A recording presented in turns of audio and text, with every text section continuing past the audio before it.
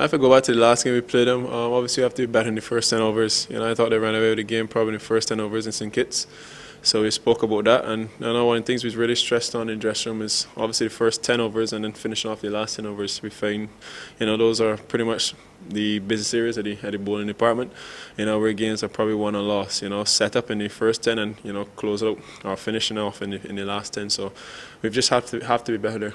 Again, it's consistency. We got one of the top 4 batsmen to get 100, which is what we were asking for.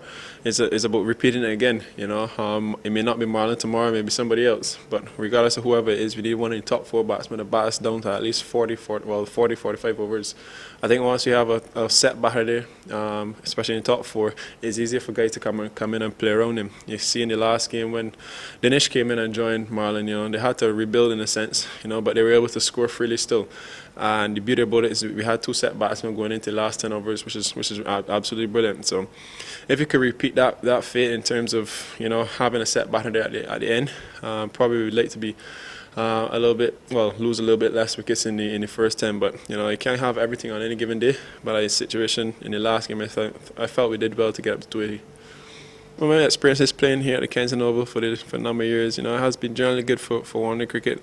Obviously, in the last game against Australia, I felt the first 10 overs was a bit tacky, with the ball popping a little bit, or 1 or 2 balls popping. But I felt it got better as it went on. I think it was a slowish wicket on the side where the ball gripped a bit. But having said that, it still had enough pace where you could play through the line a little bit more than the other 2 wickets which we played on in St. Kitts and Guyana. So I pretty much don't expect anything much different. If anything, hopefully with you having some sunshine yesterday and the day before, it may be a little bit better in terms of taking out the tackiness at the very beginning of the game. In terms of the batting, I think we need to at least, I deal with processes. I think we need to at least have a top 4 batter going deep, that's going 100.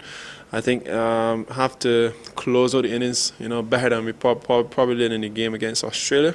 And in terms of the bowling, I think we need to be better in the first 10 overs. And it's a situation where we need early wickets. And then, having said that, I think the middle overs pretty much take care of itself. That's where we generally bring back the game and peg back, some economical overs. So my main focus again is just finishing off the innings well in terms of death bowling. And obviously we need to feel well. We had a few close chances in terms of runouts. I think if you could make one of those half chances into a chance, I think we'd be in with a good show. We always aim for 2 runouts a game, so I think if we tick that box in terms of having 2 runouts, I think we'd be in for a good game.